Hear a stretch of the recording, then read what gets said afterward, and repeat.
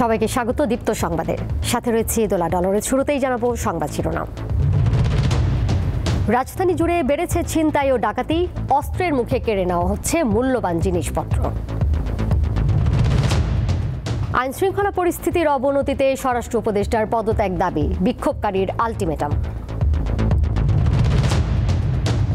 জুনে স্থানীয় নির্বাচন সম্ভব নয়, ডিসেম্বরে জাতীয় নির্বাচনের প্রস্তুতি কমিশনের, জানালেন সিসি। চ্যাম্পিয়ন্স ট্রফিতে নিউজিল্যান্ডের কাছেও হেরেছে বাংলাদেশ, সেমিফাইনালে খেলার আশা শেষ।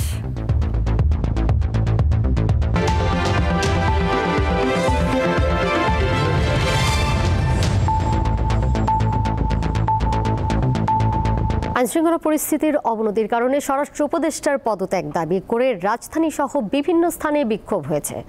জবাবে স্বরাষ্ট্র উপদেষ্টা জানিয়েছেন, আইনশৃঙ্খলা পরিস্থিতির উন্নয়নে সংশ্লিষ্ট বাহিনীগুলোকে নির্দেশ দেওয়া হয়েছে, খুব শিগগিরই অগ্রগতি চোখে পড়বে। ধর্ষণের ঘটনা জড়িতদের বিচার এবং স্বরাষ্ট্র উপদেষ্টার পদত্যাগের দাবিতে সোমবার কেন্দ্রীয় শহীদ মিনারে গণপদযাত্রার আয়োজন করে ধর্ষণ ও নিপীড়নের বিরুদ্ধে বাংলাদেশ নামের একটি সংগঠন। এতে অংশ নেয় শিক্ষার্থী সহ বিভিন্ন সামাজিক সংগঠনের নেতাকর্মীরা। পূর্ব ঘোষিত কর্মসূচির অংশ হিসেবে স্বরাষ্ট্র মন্ত্রণালয়ের অভিমুখে গণপদযাত্রা শুরু করেন আন্দোলনকারীরা। কেন্দ্রীয় শহীদ মিনার থেকে শুরু হয়ে গণপদযাত্রা শিক্ষা ভবনের সামনে আইনশৃঙ্খলা রক্ষাকারী বাহিনীর বাধার মুখে পড়ে। এক পর্যায়ে দুই গ্রুপের মধ্যে ধাক্কাধাক্কি শুরু হয়। সচিবালয়ের দিকে এগুতে না পেরে পরে রাস্তায় বসে বিক্ষোভ করেন আন্দোলনকারীরা। পুলিশ আমাদেরকে বাধা দিয়েছে, আমাদেরকে ভিতরে যেতে দিচ্ছে না, আমাদের সচিবালয় পর্যন্ত যেতে দিচ্ছে না। যে নিজের পদে ব্যর্থ, তার সেই পদে থাকার কোনো অধিকার নাই, তিনি নিজে থেকে পদত্যাগ করুন, এটাই আমাদের দাবি। এ বিষয়ে স্বরাষ্ট্র মন্ত্রণালয় ব্রিফিংয়ে উপদেষ্টা জানান, আইনশৃঙ্খলা পরিস্থিতি উন্নতি করতে সংশ্লিষ্ট বাহিনীগুলোকে নির্দেশনা দেওয়া হয়েছে। পুলিশ আমি যে অবস্থা পেয়েছিলাম ওই অবস্থা থেকে কি আরো ভালো হয়েছে না? কিন্তু হ্যাঁ, তাদের আরো বাড়ানোর স্কোপ আছে এবং এরা চেষ্টা করতেছে এবং তাদের কমান্ডারও চেষ্টা করতেছে এবং এটা আস্তে আস্তে আরো ভালোর দিকে যাবে। এবং তাদের আমি একটা দিক নির্দেশনা দিয়েছি এবং তারা যেন এই সন্ধ্যার পরে থেকেই কাজ শুরু করে, আপনারা সন্ধ্যার পরে থেকে এটা একটু টের পাবেন। মিলিটারি, অনেক ক্ষেত্রে নেভি, বিজিবি, এরা সবাই একসাথে কম্বাইন্ড পেট্রোল হবে এবং অনেকগুলো জায়গায় চেকপোস্টের বসানো হবে। খুব দ্রুতই আইনশৃঙ্খলা পরিস্থিতির বিষয়ে দৃশ্যমান অগ্রগতি দেখা যাবে বলেও জানান তারা। স্বরাষ্ট্র উপদেষ্টা হিসেবে আশ্বস্ত করার। নূর আলম, দীপ্ত সংবাদ, ঢাকা। নির্বাচন নিয়ে রাজনৈতিক সমঝোতা হলে ভালো, বিরুদ্ধ মত থাকবে, তবে আলোচনার মধ্য দিয়ে ঐক্যমত্যে পৌঁছাতে হবে, এমন মত দিয়ে ইসি এএমএম নাসিরউদ্দিন জানিয়েছেন। ডিসেম্বরকে টার্গেট করে নির্বাচনের প্রস্তুতি নিচ্ছে ইসি। এক্ষেত্রে অক্টোবরে তফসিল ঘোষণা হতে পারে। নির্বাচন কমিশন বিটে কর্মরত সংবাদকর্মীদের সংগঠন আরএফইডির নবনির্বাচিত কার্যনির্বাহী কমিটির দায়িত্ব গ্রহণ ও বিদায়ী কমিটির সংবর্ধনা অনুষ্ঠান রাজধানীর আগারগাঁওয়ে নির্বাচনী প্রশিক্ষণ ইনস্টিটিউটে এই অনুষ্ঠানের আয়োজন করা হয়।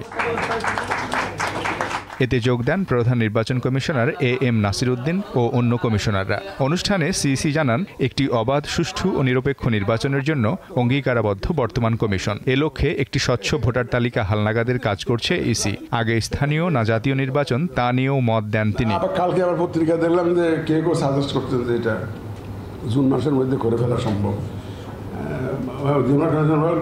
ওই আগের 16 লক্ষ মৃত ভোটার নিয়ে করা সম্ভব। ভোটার লিস্ট আমার ফাইনাল হবে আমাদের প্ল্যান অনুযায়ী জুন মাসের শেষে, এটা আমার টার্গেট ডেট।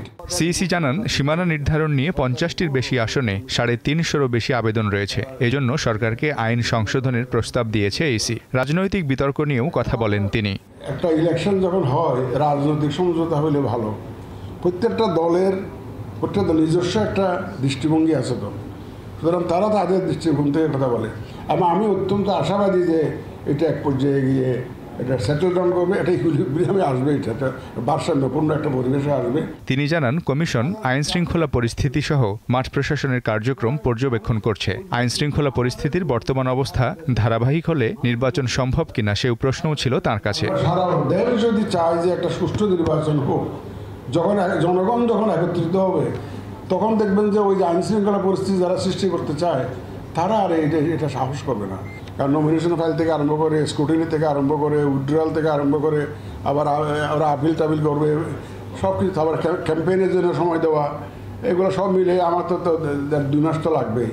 সুতরাং ডিসেম্বর হতে গেলে আমাকে তো অক্টোবরের মধ্যে শিডিউল ঘোষণা করতে হবে, যদি ডিসেম্বর হতে হয়। প্রধান নির্বাচন কমিশনার জানান, সামাজিক যোগাযোগ মাধ্যমে নির্বাচনী প্রচার কিভাবে হবে তা নিয়েও ভাবছে কমিশন। তো সমাধানের আমাকে জিজ্ঞেস করে, স্যার এগুলো কি করবো? মিজানুর রহমান, দীপ্ত সংবাদ, ঢাকা। আসছে 27 ফেব্রুয়ারি বিএনপির বর্ধিত সভা। ভেন্যু জাতীয় সংসদ ভবনের এলডি হল সংলগ্ন মাঠ। তৃণমূল থেকে কেন্দ্রীয় পর্যায়ে এতে অংশ নেবে প্রায় 4000 নেতা। দীর্ঘদিন পর বিএনপির এমন বড় আয়োজনে উজ্জীবিত নেতারা বলছেন, গণতন্ত্র প্রতিষ্ঠা, নির্বাচন ও সব ষড়যন্ত্র মোকাবেলায় দলের ঐক্য আরও দৃঢ় করবে এই বর্ধিত সভা। বিএনপির সর্বশেষ ষষ্ঠ জাতীয় কাউন্সিল অনুষ্ঠিত হয় 2016 সালের 19 মার্চ। এরপর সাংগঠনিক পর্যায়ে বড় কোনো আয়োজন করতে পারেনি দলটি। অন্যদিকে দলের সবশেষ বর্ধিত সভা হয় 1997 সালে। অভ্যুত্থান পরবর্তী সাংগঠনিক কার্যক্রম গতিশীল করার পাশাপাশি গণতন্ত্র প্রতিষ্ঠার পথে চলমান নানা ষড়যন্ত্র মোকাবেলায় ঐক্য ধরে রাখতে আগামী 27 ফেব্রুয়ারি দলের বর্ধিত সভা করতে যাচ্ছে বিএনপি। বর্ধিত সভার প্রস্তুতির অংশ হিসেবে সোমবার জাতীয় সংসদের এলডি হল সংলগ্ন মাঠ পরিদর্শন করেন দলটির নেতারা। দীর্ঘদিন পর অনুষ্ঠিত হতে যাওয়া দলের বর্ধিত সভার মধ্য দিয়ে বিএনপি ঘোষিত 31 দফা বাস্তবায়ন সহ গণতান্ত্রিক ব্যবস্থা পুনঃপ্রতিষ্ঠায় ঐক্য অটুট রাখতে দলের হাইকমান্ডের নির্দেশনার অপেক্ষায় নেতারা। পদক্ষেপ নিলে কিভাবে 31 দফাকে বাস্তবায়ন করলে আমরা দেশকে একটি শক্তিশালী গণতান্ত্রিক ভিত্তির উপর গড়ে তুলতে পারবো, সেটি হচ্ছে প্রত্যাশা। সুদৃঢ় ঐক্যই রুখে দিতে পারে সকল ষড়যন্ত্র, এই স্লোগানটিকেই কিন্তু আমরা সামনে এনেছি। বর্ধিত সভার আয়োজন সফল করতে সামগ্রিক প্রস্তুতির বিষয়ে তুলে ধরেন আয়োজকরা। আমরা কিভাবে আগামী দিনে সফল হতে পারি গণতন্ত্র প্রতিষ্ঠার ক্ষেত্রে, জনগণের আস্থা কিভাবে অর্জন করতে পারি, আমাদের দলীয় ঐক্য এবং শৃঙ্খলা কিভাবে আরও সুদৃঢ় হয়, সেই ব্যাপারে উনি দিক নির্দেশনা দেবেন। দেশে একটা স্বাভাবিক নির্বাচন, সাধারণ নির্বাচন যেটি চাওয়া, যেটি আমাদের খুব বেশি দরকার গণতন্ত্রের ভিতকে শক্তিশালী করার জন্য, সেই দিকে আমরা বেশি নজর দিচ্ছি। বর্ধিত সভায় উপস্থিত তৃণমূলের নেতাদের সঙ্গে মতবিনিময় করবেন দলের ভারপ্রাপ্ত চেয়ারম্যান তারেক রহমান। আনোয়ার হোসেন, দীপ্ত সংবাদ, ঢাকা। বৈষম্য বিরোধী ছাত্র আন্দোলন ও জাতীয় নাগরিক কমিটির উদ্যোগে নতুন রাজনৈতিক দল গঠন করা হচ্ছে। সোমবার সন্ধ্যায় রাজধানীর বাংলা মোটরে জাতীয় নাগরিক কমিটির কার্যালয়ে সংবাদ সম্মেলনে সংগঠনটির মুখ্য সংগঠক সার্জিস আলম জানান, 28 ফেব্রুয়ারি বেলা 3টায় রাজধানীর মানিক মিয়া অ্যাভিনিউয়ে জাতীয় সংসদ ভবন প্রাঙ্গণে নতুন দলের আত্মপ্রকাশ হবে। ওই দিনই জানানো হবে দলের চূড়ান্ত নাম এবং কারা আসছেন নেতৃত্বে। সংবাদ সম্মেলনে জানানো হয়, গত 15 দিন ধরে সারা দেশে 2 লাখেরও অধিক মানুষের উপর আপনার চোখে নতুন বাংলাদেশ শীর্ষক একটি জরিপ চালানো হয়েছে। তাদের মতামত পর্যালোচনা করেই গঠিত হচ্ছে নতুন দল।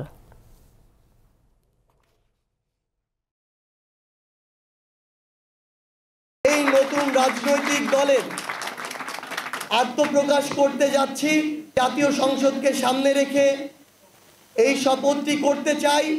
28 ফেব্রুয়ারি 2025 বাংলাদেশের ইতিহাসে নব দিগন্ত উন্মোচনের আরেকটি অধ্যায় হতে যাচ্ছে, আরেকটি সাক্ষী হতে যাচ্ছে।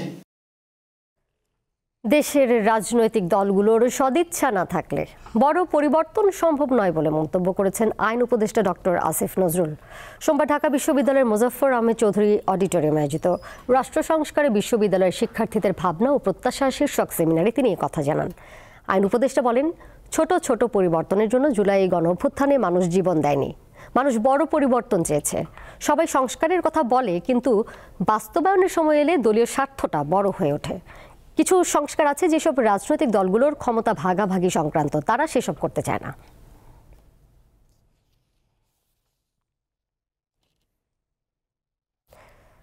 কক্সবাজারে বিমান বাহিনীর ঘাঁটিতে স্থানীয় দুর্বৃত্তদের হামলার কথা জানিয়েছে আন্তঃবাহিনীর জনসংযোগ পরিদপ্তর আইএসপিআর। এই ঘটনায় একজনের মৃত্যুর খবর পাওয়া গেছে। নিহতের নাম শিহাব। বিমান ঘাঁটির পার্শ্ববর্তী সমিতিপাড়া এলাকায় তার বাড়ি। সোমবার আইএসপিআর জানায়, দুর্বৃত্তরা কক্সবাজারে বিমান বাহিনী ঘাঁটিতে অতর্কিত হামলা চালায়। এ ব্যাপারে বাংলাদেশ বিমান বাহিনী প্রয়োজনীয় ব্যবস্থা গ্রহণ করছে। সংঘর্ষের বিষয়টি নিশ্চিত করে কক্সবাজারের জেলা প্রশাসক মোহাম্মদ সালাউদ্দিন জানান, সংঘর্ষের ঘটনায় একজন নিহত এবং বেশ কয়েকজন আহত হয়েছেন।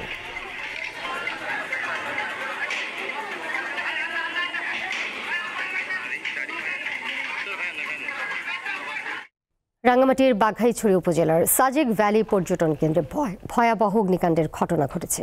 এতে ৩০টিরও বেশি রিসোর্ট ও কটেজ পুড়ে গেছে। এই ঘটনায় সাজেকে পর্যটকদের ভ্রমণ সাময়িক সময়ের জন্য বন্ধ রাখার অনুরোধ করেছে খাগড়াছড়ি জেলা প্রশাসন।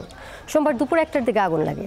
রাঙ্গামাটি জেলা প্রশাসন জানায় অবকাশ ম্যানুয়াল রিসোর্টে শর্ট সার্কিট থেকে আগুনের সূত্রপাত হতে পারে। স্থানীয় লোকজনের সাথে আগুন নেভাতে যোগ দেয় সেনাবাহিনী ও পুলিশ। দুপুর ৩টার দিকে ফায়ার সার্ভিসে আগুন নেভানোর কাজে যোগ দেয়। পরে বিকাল ৫টার দিকে আগুন নিয়ন্ত্রণে আসে। এই ঘটনায় কোনো হতাহতের খবর পাওয়া যায়নি।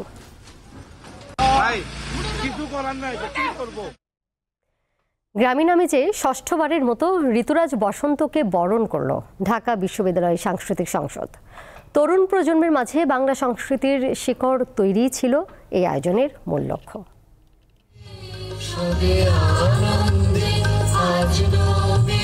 দক্ষিণা বনে দোলা লাগিয়ে প্রকৃতিতে এলো বসন্ত। শহুরে জীবনেও লেগেছে সেই দোল। গ্রামীণ আমেজে বাহারি আয়োজনে ঢাকা বিশ্ববিদ্যালয় ক্যাম্পাসে পালিত হলো বসন্ত উৎসব।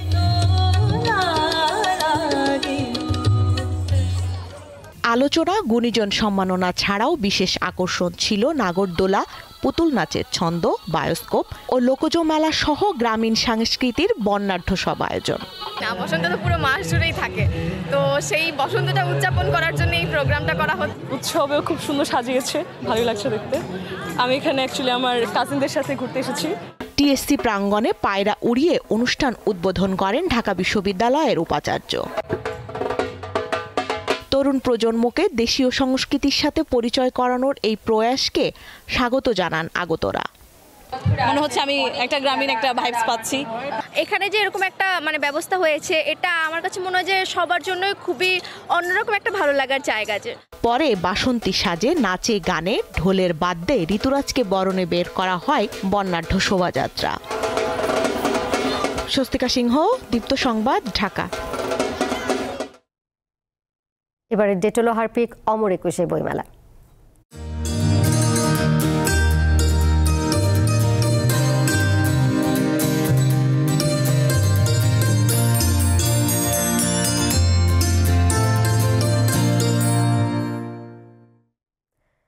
শেষের পথে অমর একুশে গ্রন্থমেলা।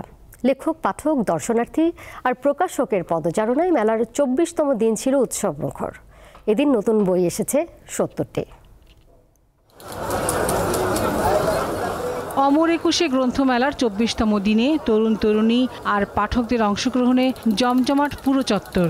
এদিন শুধু ঘুরে বেড়ানো নয়, বই কিনেছেন পাঠকরা। সারা মাস ধরে বুক লিস্ট দেখে কিংবা বই দেখে তালিকা করে রাখা বইগুলো কিনে ফিরেছেন অনেকেই। সন্তানদের আবদার মেটাতে এসেছেন অভিভাবকরাও, কিনে দিয়েছেন পছন্দের বই। অ্যাডভেঞ্চার টাইপ বই পছন্দ, আমি নর্মালি ওগুলোই পড়ি, প্লাস কমিক্সও পড়ি, ভালো লাগে। পাঠকদের পছন্দের তালিকায় এখনো পুরনো বই থাকলেও নতুন লেখকদের বইও কিছুটা বিক্রি হচ্ছে। মানুষের জীবনে যে লড়াই, মানুষের যে সম্পর্ক, প্রকৃতি, মানুষ, প্রযুক্তি, বিজ্ঞান, এর মধ্যে যে মিথস্ক্রিয়া, এই যে সম্পর্কের জায়গাগুলো, এগুলি নানাভাবেই আমার এই নৈরাজ্যবাদী হওয়া কাব্যগ্রন্থে উঠে এসেছে। ফেসবুক, টুইটার, ইনস্টাগ্রাম বিভিন্ন মাধ্যমে আসলে নতুন বইয়ের খবর পাঠকরা পাচ্ছে। আমার অবজারভেশন হচ্ছে যে সেই সমস্ত জায়গা থেকে, সোশ্যাল মিডিয়া প্ল্যাটফর্ম থেকে বইয়ের খবর নিয়ে, নতুন বইয়ের খবর নিয়ে পাঠকরা মেলায় আসছে এবং বই সংগ্রহ করছে। বিক্রেতারা জানালেন নানান কারণে এবার বইয়ের বিক্রি আগের বছরগুলোর তুলনায় কম। সত্যিকার অর্থে বই মেলায় যে বিক্রিটা গত কয়েক বছরে আমরা পেয়েছি বা তুলনামূলক, এবছর সে তুলনায় কিছুটা কম মনে হচ্ছে। ২৪তম দিনে ৭০টি নতুন বই সহ এবার মেলায় মোট বই এসেছে ২,৫২১টি। লাবণী গুহ, দীপ্ত সংবাদ, ঢাকা। আন্তর্জাতিক প্রসঙ্গ। জার্মানির ২১তম সাধারণ নির্বাচনে জয় পেয়েছে রক্ষণশীল দল ক্রিশ্চিয়ান ডেমোক্রেটিক ইউনিয়ন। প্রকাশিত ফল অনুযায়ী শতকরা ২৮.৬% ভোট পেয়েছে রক্ষণশীলরা। ফলে জার্মানির নতুন চ্যান্সেলর হতে যাচ্ছেন দলটির নেতা ফ্রেডরিক মের্জ। ২০.৮% ভোট পেয়ে দ্বিতীয় স্থানে আছে কট্টর ডানপন্থী অল্টারনেটিভ ফর জার্মানি।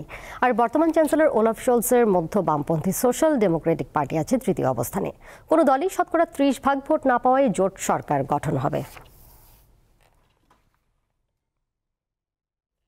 শেষ করব সংবাদ, যাবার আগে সংবাদ শিরোনাম জেনে দেব আরও একবার। রাজধানী জুড়ে বেড়েছে ছিনতাই ও ডাকাতি, অস্ত্রের মুখে কেড়ে নেওয়া হচ্ছে মূল্যবান জিনিসপত্র। আইনশৃঙ্খলা পরিস্থিতির অবনতিতে স্বরাষ্ট্র উপদেষ্টার পদত্যাগ দাবি, বিক্ষোভকারীর আলটিমেটাম। জুনে স্থানীয় নির্বাচন সম্ভব নয়, ডিসেম্বরে জাতীয় নির্বাচনের প্রস্তুতি কমিশনের, জানালেন সিসি। চ্যাম্পিয়ন্স ট্রফিতে নিউজিল্যান্ডের কাছেও হেরেছে বাংলাদেশ, সেমিফাইনালে খেলার আশা শেষ।